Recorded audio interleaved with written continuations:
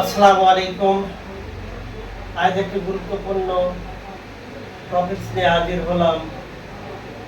বিভিন্ন স্থানে, বিভিন্ন সময়, বিভিন্ন পরিস্থিতিতে মানুষ প্রশ্ন করে।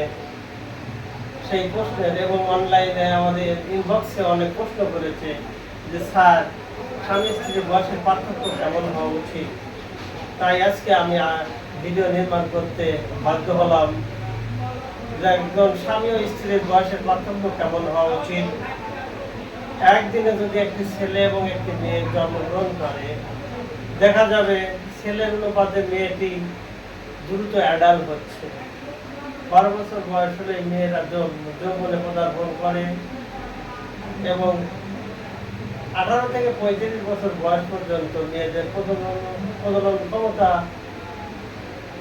ভালো থাকে। এই সময় ফার্টাইল থাকে প্রজনন ক্ষমতা, বাচ্চা ধারণের বেশ টাইম। পক্ষান্তরে একজন পুরুষের দেখা যায় 18 বছর থেকে 60 বছর পর্যন্ত প্রজনন ক্ষমতা থাকে।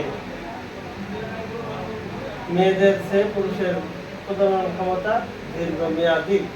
মেয়েদের বয়স যখন 35 হয়ে যায়, দেখা যায় তার জন্য চাহিদা আস্তে আস্তে লোপ পেতে থাকে। 45 বছর কিংবা 50 বছরের মেনস্ট্রুয়েশন ক্লোজ হয়ে যায়।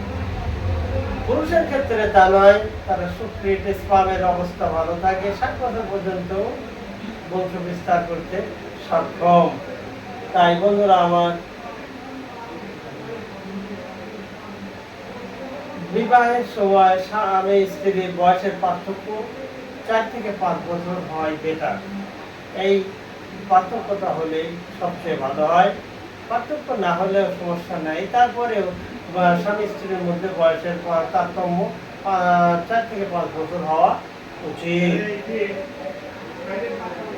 তাহলে বন্ধুরা, আমাদের ছেলে মেয়েকে যখন আমরা বিবাহ দেব, তখন আমরা চেষ্টা করব বয়সের পার্থক্য এইরূপ রাখার যে বর এবং কনের মধ্যে 4 থেকে 5 বছরের বয়সের পার্থক্য থাকা জরুরি বা একান্ত প্রয়োজন, যেটাই ভালো লেখা বা সামঞ্জস্যশীল। আসসালাম।